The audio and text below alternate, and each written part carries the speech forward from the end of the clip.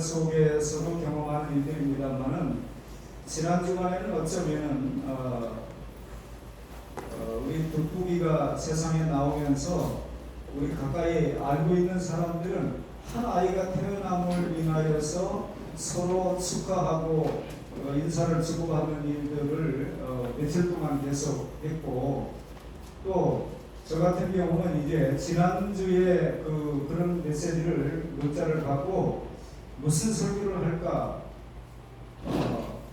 제 관심이 기존의 예수를 잘 믿고 예배당에 나오는 사람들의 문제가 아니라 이 사람이 다시금 나 한 사람이 얼마나 중요한가를 생각하고 뭔가 회심을 하고 결단을 할 수 있는 그런 기회가 되면 좋겠다는 생각을 가지고 무슨 말씀을 나눌까 생각을 하면서 이미 그냥 그날 성경구절 몇 개 생각나는 것을 적고 이 말씀을 나누는 중에 우리 모든 사람이 나 한 사람이 얼마나 소중한 사람인가, 그냥 대충 아무렇게나 살아도 되는 사람이 아니고 나 한 사람 때문에 누군가가 어떤 그 은혜를 받고 어떤 도움을 받고 삶의 의미가 좀 달라지는 그런 인생을 살아갈 수 있는 기회가 열리기도 하지만, 푸틴이 됐든지 김정은이가 됐든지 어떤 사람 한 사람의 잘못된 생각과 판단이 얼마나 많은 사람들을 힘들게 하고 얼마나 많은 사람들의 생명을 빼앗아가고,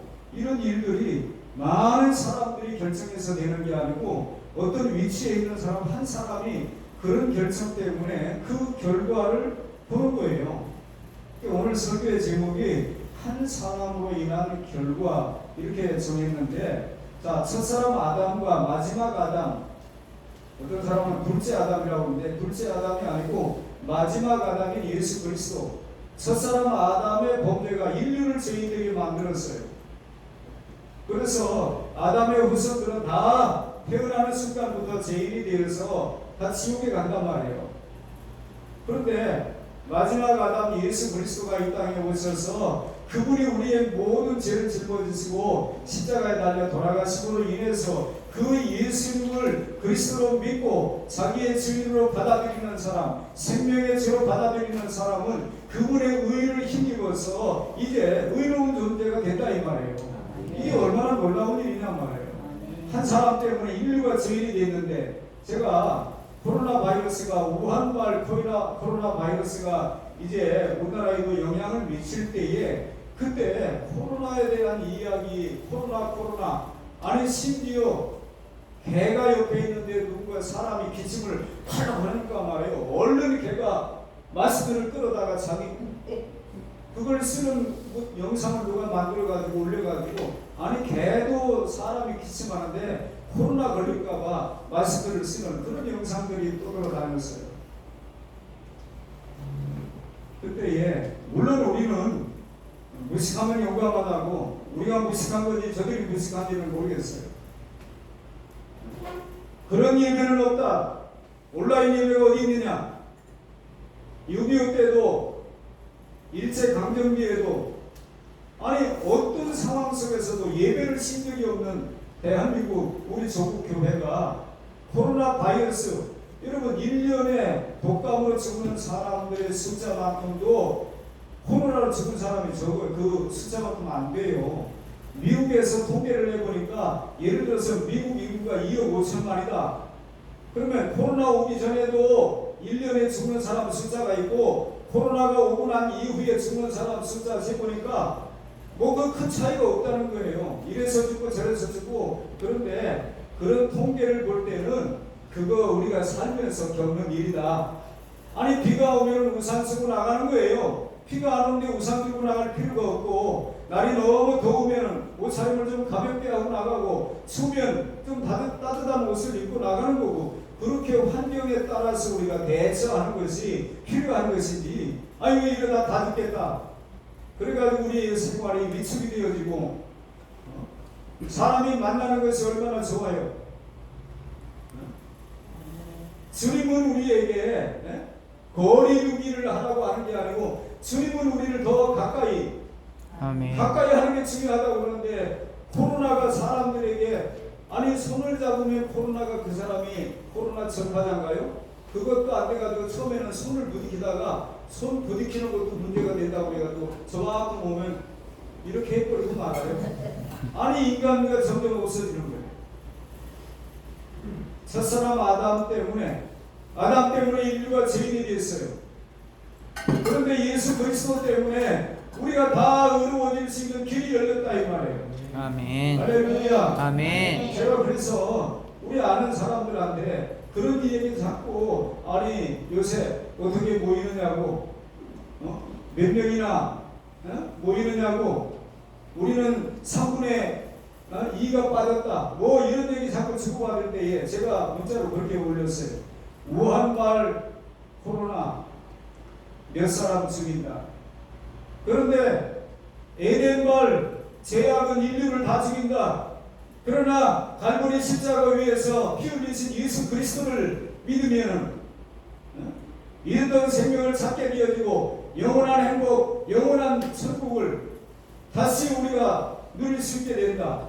아멘. 그 예수 그리스도의 보혈의 복로, 보혈의 능력을 믿어야지 그 코로나 때문에 우리가 움츠려 들어서야 되겠느냐.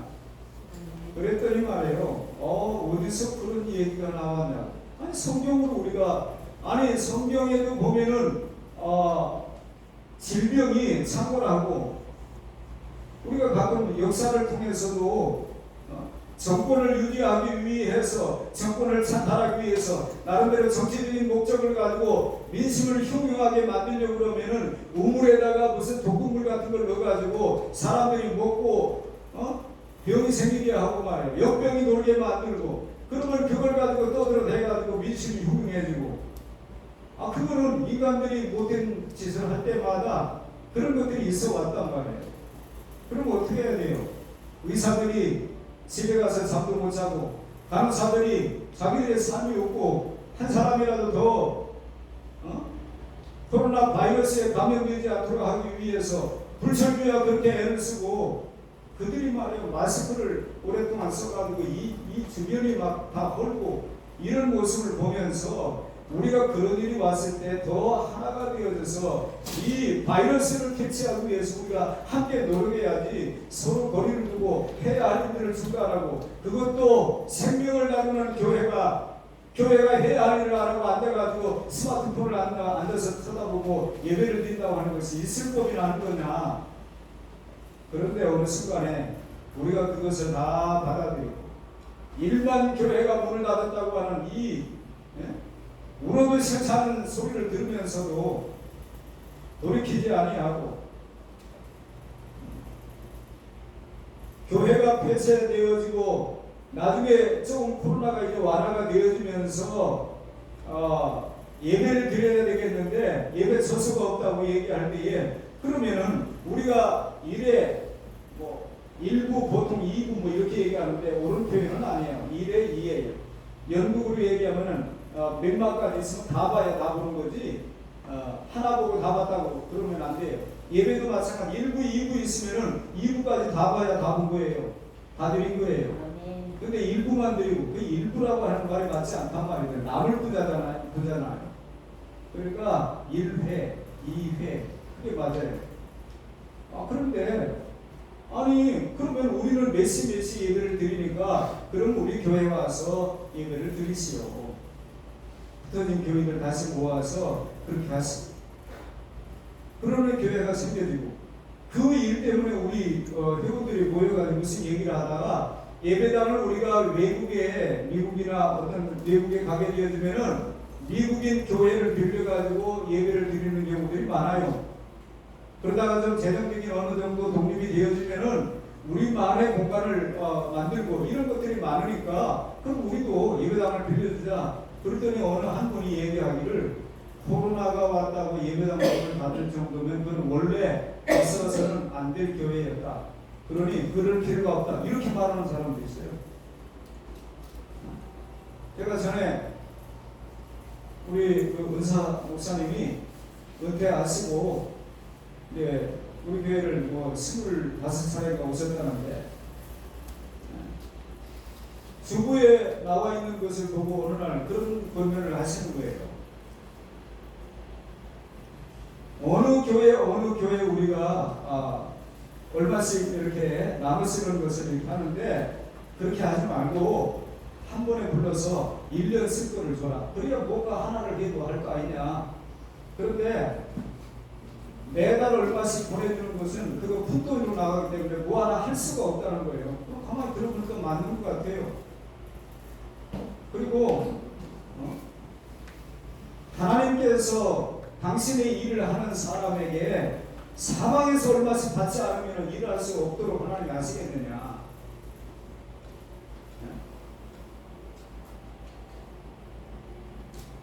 뭐 택시 운전을 하고 다단계에 가가지고 있는 그 목회자들이 그게 정상이냐. 하나님이 주신 것 외에는 목사는 안 먹는 거다. 절대로 다른 데서 얻어지는 건 안 먹는 거다. 그러면서 그런 말씀을 하시는 거예요. 그 시간에 왜 전도할 생각을 안 하고 다단계 가서 일하고 택시 운전을 하고 아니 그 시간에 기도하고 그 시간에 전도할 생각을 안 하고 왜 그렇게 해가지고 자기 생계를 꾸려가려고 하냐. 그건 하나님의 종이 아니라는 거예요. 제가 그 말씀을 듣고 알겠습니다. 그리고 우리가 나눠 조금씩 이렇게 보내던 교회에 목회자들을 불러가지고 1년치를 주고 1년치를 주고 그리고 어떻게 교회가 지금 돼가고 있다 또 와서 그 얘기도 하고 자기 교회 사는 얘기도 하고 우리가 이런 문제를 가지고 있습니다. 생각날 때마다 기도해 주십시오. 그리고 1년치를 그렇게 그때 한 번에 주게 되어주면은 그래도 뭔가 하나를 해도 그 교회에 꼭 필요한 걸 하지 않겠는가. 그래서 그렇게 했던 적이 있어요.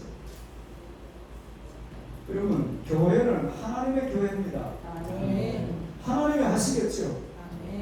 근데 어느 순간에 우리가 하나님도 못하신다. 그래가지고 자꾸 성경은 애굽으로 도움을 청하러 가는 자도 망하고 그를 돕는 자도 망한다. 성경은 그렇게 말해요. 근데 어느 순간에 우리는 손을 벌려가지고 얻을 수만 있다고 그러면 별짓을 다 하는 거예요. 자, 한 사람의 범죄가 인류를 죄인되게 했어요.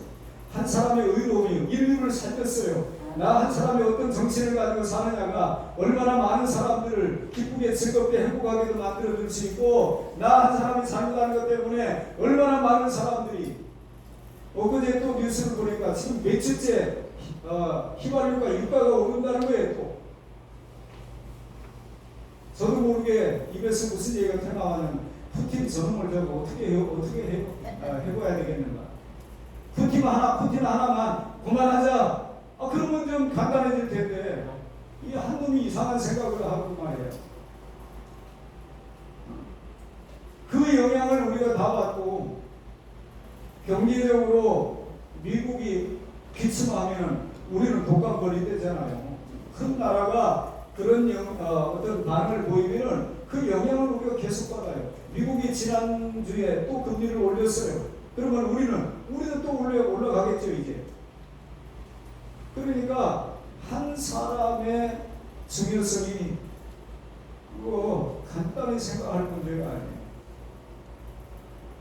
성경을 통해서 한 사람이 에베소 5장 1절에 보면 예루살렘 거리를 빠르게 왕래하며 진리를 구하며 공의를 행하는 사람 한 사람만 찾으면 내가 이 성을 사하겠다. 아니 그러면은 그곳에 지금 뭐 하나님의 종들이 없나요? 선지자들이 없나요? 그런데 한 사람만 찾으면 그렇게 하겠다는 거예요. 이런 소돔 고모라 성에 의인 10사람이 없어서 망했습니다. 처음에 하나님께서 내가 하고자 하는 일을 아브라함에게 숨기지 않겠다. 왜요? 하나님이 아브라함을 그만큼 귀하게 가까이 두고 그를 통해서 그가 믿음의 조상 아니에요. 자, 창세기 18장으로 한번 가보겠습니다.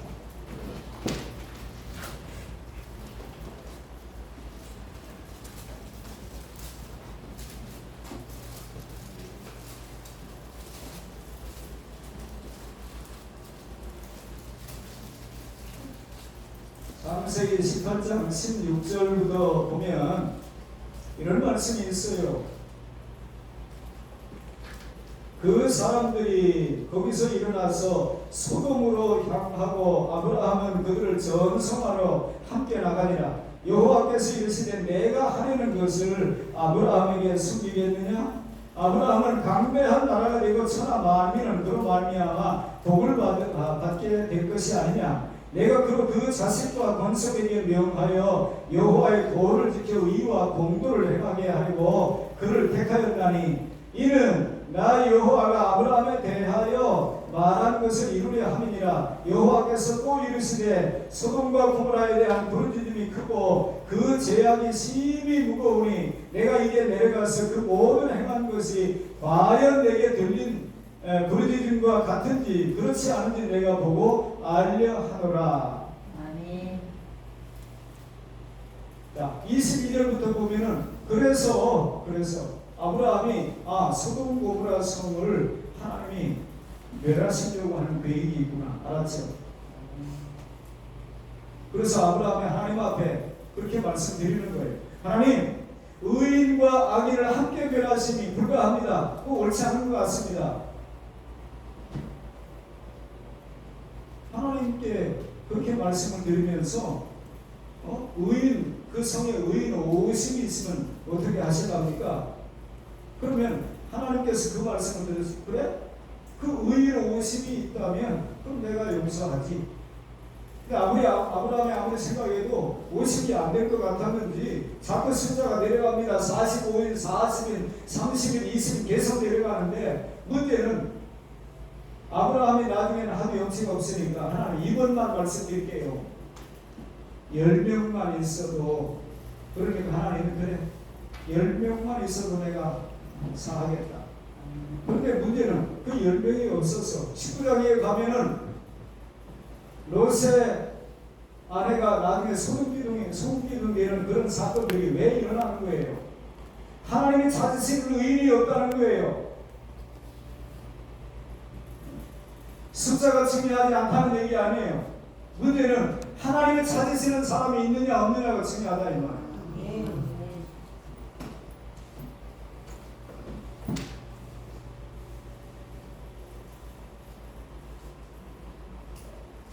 창세기 19장에 보니까 결국에 소돔 고모라 성이 멸망을 하게 되는데 하나님이 하신 말씀대로 하면 되는데 뒤를 돌아다보지 말라고 했잖아요. 그리고 롯의 사위들이 딸들이 있는데 사위들에게도 분명히 얘기했단 말이죠. 아브라함에게 속한 자들을 하나님이 구원하시려고 하는 그들을 살려주시려고 하는 계획을 하나님이 말씀하시는데도 불구하고 문제는 안 듣는 거예요.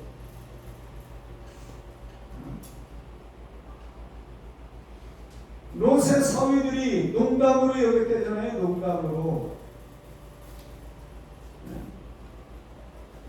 롯이 말하는 것을 농담처럼 여길 수 있도록 가벼웠다고 하는 것도 문제가 있을 수는 있겠지만 어찌됐든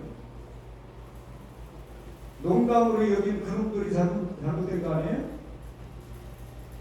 아니 아버님 평상시에 신뢰가 가는 삶을 사셨어야 아버님 말씀은 사실이야 이렇게 받아들일 텐데 롯의 사위들이 농담으로 여겼다는 거예요. 기회가 없어서가 아니라 하나님은 말씀하지 않으시고 한 번에 어떻게 하시는 법이 없어요. 내가 하고자 하는 일들을 내 종들에게 숨기겠느냐 반드시 말씀하신다 이 말이에요. 반드시. 근데 안 들어요. 들어먹질 않는 거예요. 그래서 결국에 소돔 고모라 성도 하나님이 찾으시는 의인 10사람이 없어서 망했어요. 그러니까 숫자 노름하려고 할 필요 없어요. 숫자로 우리가 새벽 시간에 마태복음을 지금 읽고 있는데 예수를 따라다니는 사람은 허다한 무리예요. 수많은 무리예요. 근데 나중에 다 도망가요. 왜 따라다녀요? 빵을 먹으니까 기적을 보니까 병 고치니까 따라다니는 거지. 예수가 그리스도라고 그분이 내 생명의 주인이라고 그분이 왕이고 그런 거 없어요. 그냥 따라다니는 거예요. 옛날에 제가 어렸을 때 교회 왜 가느냐? 교회 가면 재밌잖아. 교회 가면 빵도 주고 연필도 주고 노트도 주고 두고 그렇게 다니는 것은 아무리 노트를 수백 권을 타고 연필을 수백 권을 타고 성경학교를 하고 뭘 해도 구원에 이를 수 없어요. 구원받을 만한 믿음을 갖는 게 중요하단 말이에요. 구원받을 만한 믿음을. 세상에 어떤 종교도 자기 나름대로 어떤 교리가 있고 그런 거 다 해요. 그들도 나름대로. 종교 행사를 게을리해서 문제가 되는 건 하나도 없어요. 문제는 하나님을 하나님으로 대하느냐 이 말이에요. 여러분은 어느 정도 여러분 자신을 가치 있는 존재로 평가하고 사시는지 모르겠어요. 한번 따라할까요? 나는 천하보다 귀하다. 천하보다 귀하다. 내 말이 아니고 성경이 그렇게 말해요. 사람이 온 천하를 얻고도 자기 목숨을 잃으면 무엇이 유익하겠느냐. 한 사람의 가치를 천하보다 귀하게 여겼단 말이에요. 주님이. 그렇다면 그분의 판단은 정확하니까 틀림이 없는 거죠. 제가 예전에 최수민 권사가 우리 교회 처음 와가지고 오기 전에 마지막으로 자기 옳게 하고 얘기를 한 거예요. 형님 이번에도 안 났으면 교회 가는 걸로 합시다. 알았다고. 그럼 마지막으로 300만 원짜리 부닥거리를 했어요. 부닥거리 하는 무당이 날만 세면 내 것이다. 날만 세면 내 것이다. 우리는 못 알아들었는데 그 마음의 뜻이 그거라네. 날만 세면 다 내 거라고. 근데 마지막으로 부닥거리를 하고 몸이 좀 완화가 됐다고 그러면은 교회 나올 일이 없었을 텐데 아무 효용이 없었어요. 그래서 약속대로 교회를 나온 거예요. 교회를 나오자마자 목사님 우리 형님인데 머리가 아파가지고 만성적으로 아파가지고 그러냐고. 그럼 기도합시다. 기도하고 괜찮았다는 거예요. 그래가지고 교회 나왔다. 아니 김병희 효자도 없다고 그러지만 자기 아내가 오랫동안 오랜 세월 동안 그것 때문에 만성적인 고통 때문에 일이 안 되는 거예요. 생활이 안 되는 거예요. 근데 그게 없어지니까 얼마나 가정에 평화가 와요. 교회를 나오다가 남편도 나중에 나왔죠. 나중에 교회에 뭔가 필요하다 그러면은 이렇게 주방에 들어가서 자기 눈에 조금 불편한 게 보이면은 그냥 바꿔버려요. 그냥. 은혜를 받으니까 사람이 누가 시키자라도 하더만요. 제가 세가족 공부를 하면서 그 최승희 권사한테 그 얘기를 한 거예요. 나라고 하는 사람이 얼마나 중요하게 하나님 앞에 취급되는지 아느냐, 한 사람의 가치가 얼마나 대단한지 아느냐 그러면서 사람의 가치는 몸의 가치가 아니고 꿈의 가치거든요. 어디다 소망을 두고 뭐 때문에 살아가고. 그래서 천하보다 귀하다고 하는 얘기를 하려고 그러는데 이 사람이 못 알아듣는 것 같아서 딸이 하나 있거든요. 딸. 그래서 현진이가 얼마나 중요하냐고 얼마나 귀하냐고 그러더니 말할 수 없이 귀하다는 거예요. 제가 개봉동이 제 거는 아니지만 인수하면 썼어요. 개봉동 다주면 바꾸겠냐고. 안 바꾼대요. 아니 집안세가 얼마인데 개봉동 다 줄 테니까 현진이하고 바꾸자고 그러면 바꾸겠냐고. 안 바꾼다는 거예요. 그래서 제가 조금 더 썼죠. 부로를 다 주겠다. 부로를 다 주면 바꾸겠냐고 했더니 그래도 안 바꾼다는 거예요. 더 크게 썼습니다. 어차피 내 것도 아닌데. 서울시 다 주면 바꾸겠다 했더니 서울시를 다 줘도 안 바꾸겠다는 거예요. 그런데 현진이의 가치가 그 정도 된다고 하는 것은 부모나 그렇게 생각하니 다른 사람이 그렇게 생각합니까? 아니 걔가 뭐 그렇게 중요하냐고. 하나님 보실 때 우리 한 사람이 그렇게 귀한 거예요. 그래서 당신의 생명을 내놓으신 거예요. 아멘. 우리가 예수님 짤이라 이 말이에요. 예수님. 아멘. 그런데 함부로 살아요. 아무렇게나 살아요.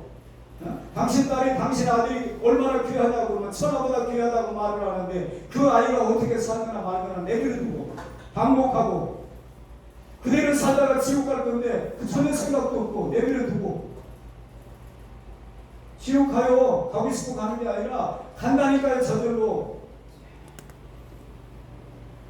그런데 그런데 그런 문제에 대해서 우리라도 말이요 가슴이 뛰고 열이 나야 어떻게 해보는데 내가 별로 중요하게 생각 안 하는데 할 일이 별로 없어요.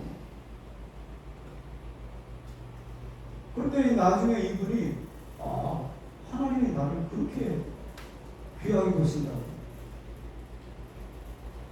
나를 구원하기 위하여 하나님이신 그분이 사람의 몸을 입고 이 땅에 오셔가지고 당신이 만든 피조물들에게 매매를 당하고 배척을 당하고 시베tum을 당하고 조롱을 당하고 멸시를 당하고 당신의 생명을 내놨단 말이에요. 그 사람을 아느냐 이 말이에요. 그 사람을 안다고 우리가 종교적인 유인하고 그런 그럴 시간이 어디 있어요. 여러분 생각해 보세요. 이단들이 그렇게 놀이하고 그러지 않아요. 이단들은 말이에요 목숨 걸고 해요. 그런데 정상적이라고 하는 우리는 목숨 걸고 하는 게 아니라 대충 해나가는 것이 너무 많다 이 말이에요. 그게 안타깝고 열이 나는 거예요. 당신의 생명을 죗값으로 지불하고 우리를 구원하신 그분을 향하여 그분이 나한테 신세력이 있다고 하는 생각을 때때로 하고 말이에요.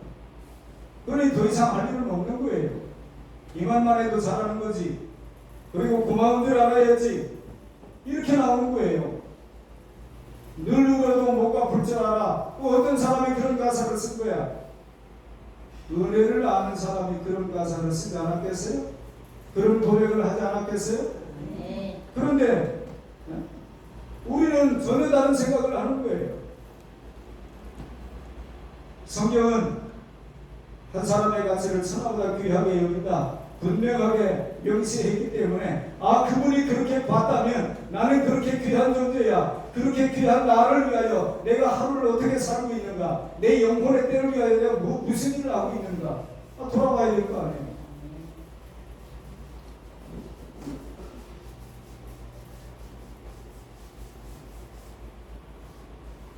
여러분 자식과 여러분의 자녀는 얼마나 귀합니까? 저는 교육자 생활을 하면서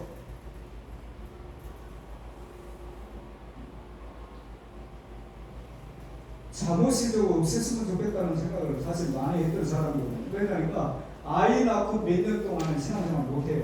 애하고 노는 거죠. 그래서 우리 때만 해도 자녀를 많이 낳는 것은 목회자는 할 일이 아니라고 생각했어요. 성경도 못 받는다. 옛날에는 방도 안 뒀잖아요. 식구가 많다고. 근데 우리 선배들이 가르치기를 목회자가 자녀가 많으면 지금 생각하니까 전혀 잘못된 거예요. 제가 어디 가면은 큰아들 그런 일이 생기고 난 다음에 애 5 나면은 5시간 몇 나면 성지순례 보내주겠다고 약속을 했어요.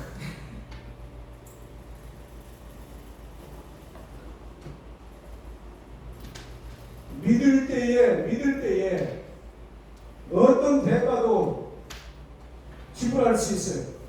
그것이 정말 가치 있다고 생각하면 어떤 대가도 지불할 수 있어요. 그런데 가치가 없다고 생각하면 거기다가 우리가 시간 들일 것도 없고 돈 들일 일도 없고 애쓸 이유도 없는 거예요. 믿을 때 적용이 된다고 하는 사실을 기억하시길 바랍니다. 아멘. 에스겔서 16장 6절에 보니까 피투성이라도 살아있으라 이런 말씀이 있어요. 피투성이라도 살아있으라.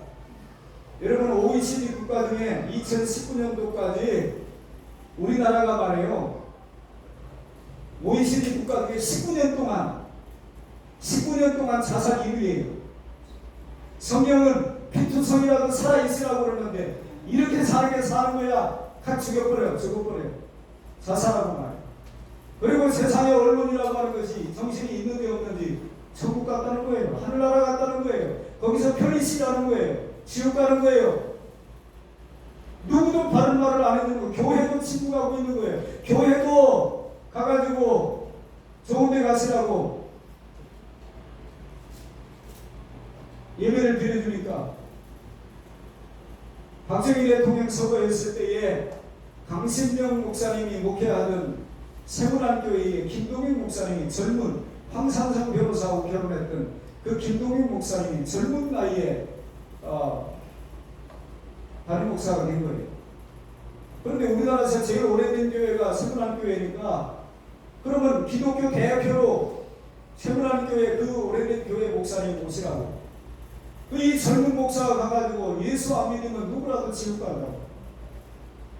다 좋은 데 가셔서 영면하시라고 편히 씻으라고 다 복을 빌고 모든 종파가 나와서 하는데 김동영 목사님이 한 분만 그 얘기를 할 거예요.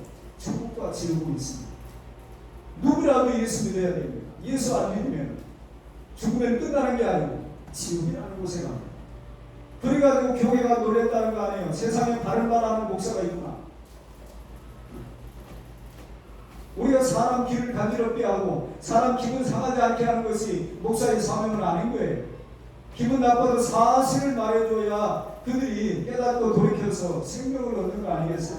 아멘. 피투성이라도 살아있으라. 성경은 그렇게 말하는데 아니 뭐 좋은 거라고 19년 동안 사살률 세계 1위를 19년 동안이나 하고 있느냐 이 말.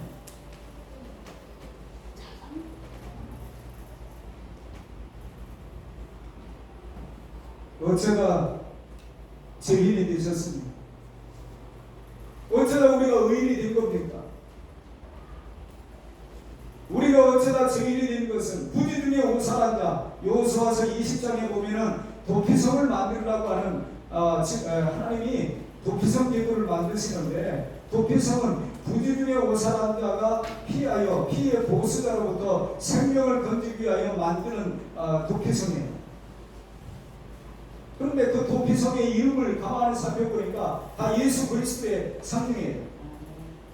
예수 그리스도에게 피하면서 산다는 거예요. 아멘.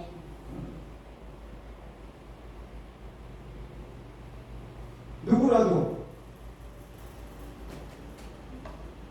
일부러 죄져가지고 죄인이 아니에요. 부지 중에 오살한 자가 그러면 우리는 부지 중에 죄인이 된 거예요? 아니면 살다 보니까 죄져서 죄인이 된 거예요? 아니에요. 우리도 모르게 태어나 보니까 죄인이 된 거예요. 레위기서 12장에서 말하는 대로 아이가 태어나면 그 아이가 죄인이기 때문에 그 아이를 위한 속죄제사가 필요하다고 성경은 말하잖아요. 남자 아이를 낳게 되어지면 7일 동안 부정하고 이 7일 동안 여자 아이는 부정하고 사절이 깨끗해지려면 남자 아이를 낳았을 때는 33일이 지나야 되고 여자 아이를 낳았을 때는 66일이 지나야 되고 성경이 말하는 거예요.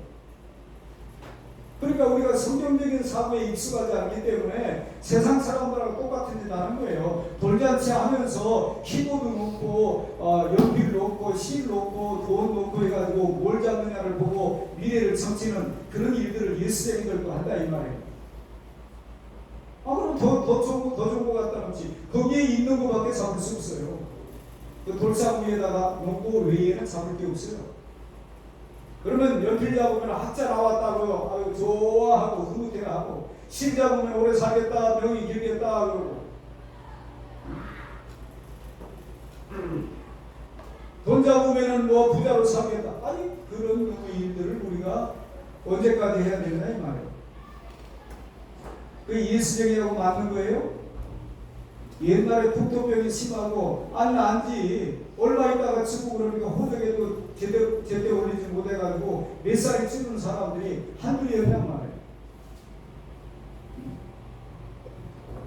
그런데 그 일을 지금도 우리는 해야 된다고. 물론 제가 신학교 다닐 때이기 때문에 형편도 되지도 않았습니다만 물어보는 거예요. 우리 아들이 아빠 왜 나는 백일사진도 없고 돌사진도 없느냐. 그래서 제가 아주 용감하게 얘기했지요. 그거 중요한 거 아니란다. 하나도 중요하지 않다. 그리고 세상 사람 하는 거 우리가 다 할 필요 없다. 우리는 우리 식으로 사는 거다. 형편이 안 됐어요. 형편이 됐으면 했을지 모르겠어요. 그런데 썩어도 정치라는데 제가 목회자인데 그렇게 했겠어요? 우리는 우리 식대로 산다.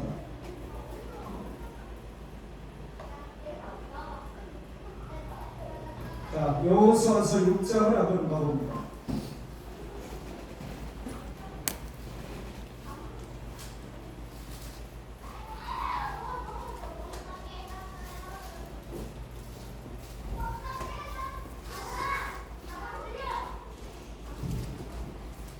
여호수아서 6장 20절 이하에 보니까 자 20절에 이런 말씀이 있어요.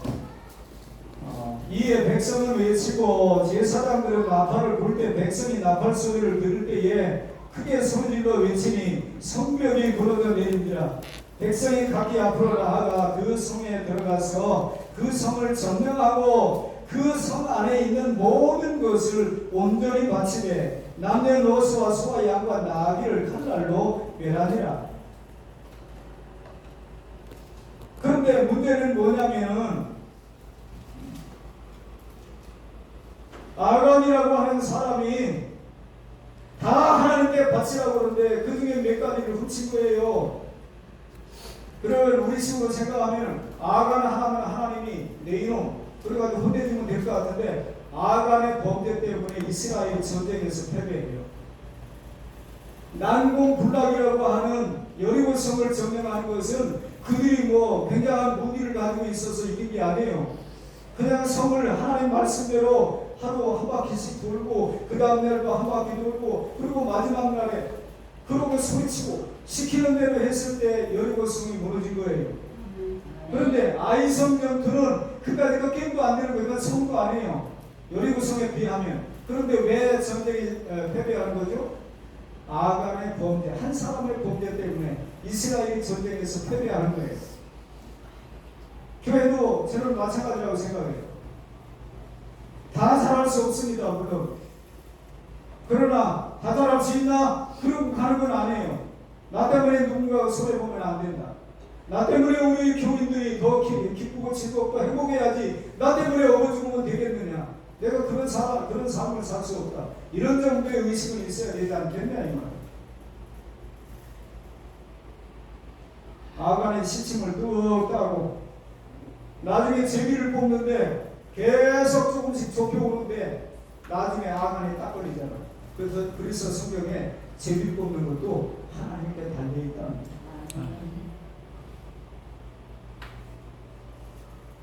아니 엘리사를 찾아왔던 나아만 장군, 아니 그 병을 엄청난 병을 고쳐주고 시리아의 군대 장관인데, 아랍 나라의 군대 장관인데 왕이 친서를 써주고 선물을 바리바리 싸줘가지고 친서까지 줘가지고 왔는데 그 병을 고쳐주고 어린아이처럼 된 그 살을 가지고 다시 돌아가는데, 아니 선물로 가지고 온 거를 바치겠다고 그러니까 엘리사가 안 받겠다는 거예요. 안 받는다. 그때에 엘리사의 사활이 볼 때에 너무 아까운 거예요. 아 지금 신학교도 좁은데, 신학교도 좁아가지고 지금 그 선지생들 중에 빚 있어가지고 체주한테 붙들린 사람도 있고, 마지막 남은 아니 이런 상황들이 있는 사람들도 있는데 왜 준다는 거 안 받느냐고. 그래서 몰래 엘리사 몰래 쫓아가가지고 우리 선생님께서 그 얼마만 달라고 했다고. 그때에 엘리사가 나중에 네가 그런 말을 할 때에 주의 영이 너를 감각하지 않더냐?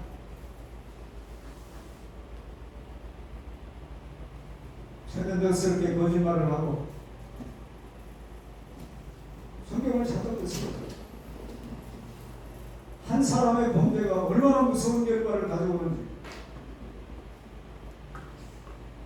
아브라함의 아내 사라는 나중에 사라가 됐죠. 히브리서 11장에 보니까, 자 11장을 펴보고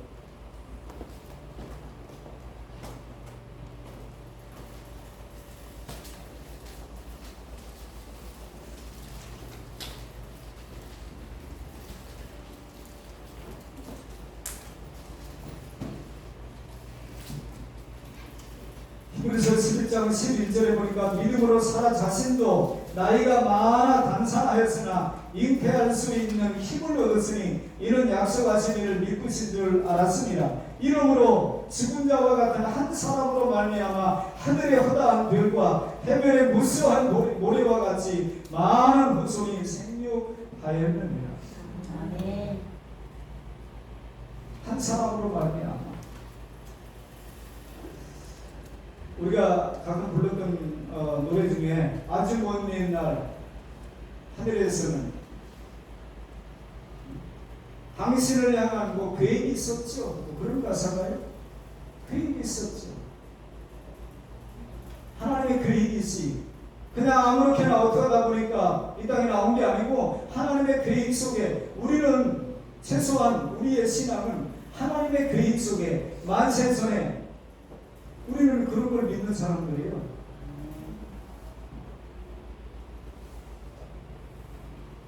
하나님이 나를 지으신 목적이 뭘까? 나를 세상에 수많은 사람 중에 부르신 목적이 뭘까?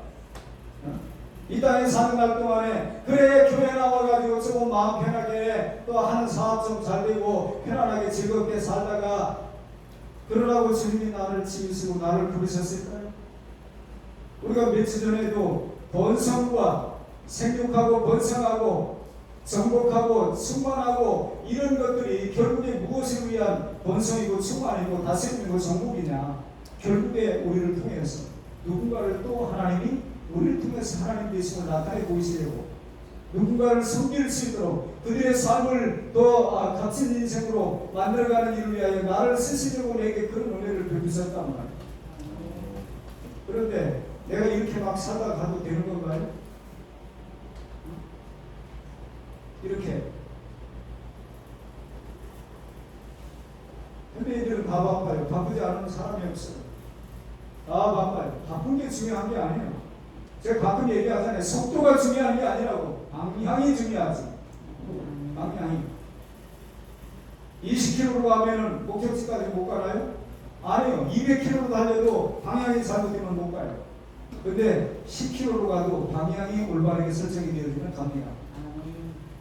예수 외에는 길이 없다 이 말이에요. 아멘. 저와 여러분의 삶이 첫사람 아담 때문에 인류가 죄인이 됐는데 마지막 아담 예수 그리스도를 통해서 우리가 다 어렵게 되어졌고 우리를 왜 주님이 살려주셨느냐? 왜 불러주셨느냐? 다시 한번 우리는 지금 2023년이 앞으로 3023년까지 가고만 이를 기대를 우리가 할 수 없어요. 되어지는 모든 일들을 볼 때에 정말 말세 치말이라고 하는 이야기가 실감이 나는 부분들이 점점 많아지잖아요. 제가 지난주에 23,000 종족이 있다고 그랬나요? 전 세계에 23,000 종족. 그런데 2000 몇 년이라고 그랬어요.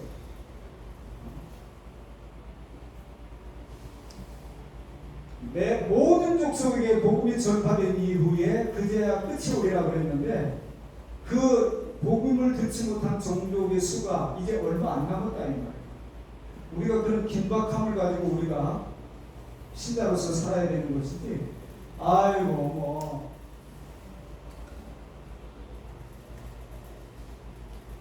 옛날에도 말세라고 그랬는데 뭐 예수생들 하는 얘기가 그 얘기지. 성경은 메시아가 오겠다고 하는 얘기보다 메시아가 예수님이 승천하시고 다시 오겠다고 하는 얘기가 더 많아요. 그런데 영어 성경에는 지금 현재 오고 있다 이렇게 표현되어 있어요. 우리는 먼 날에 가만히 있다가 여기 땡하고 땡 오시는 것 같지만 오시고 있다는 표현을 성경은 한다. 기억하시길 바랍니다. 아멘. 오늘이라 일컫는 동안 나 한 사람은 천하보다 소중해요. 그렇게 가치 있는 인생이 이렇게 살다가 인생을 마감해도 되겠는가 이런 마음을 가지고 나도 정신 바짝 차리고 살 뿐만 아니라 우리 주변에 있는 사람들에게 우리 정말 천하보다 귀한 존재답게 우리가 살아갑시다. 그렇게 의미 있는 일을 가치 있는 일들을 하면서 한번 살아봅시다. 피차 위로하고 권면하고 해서 함께 하나님의 거룩하신 뜻을 이루어가는 주의 영광을 드러내는 그런 삶으로 나아갈 수 있기를 주님의 이름으로 축원합니다. 아멘. 기도합니다. 하나님 아버지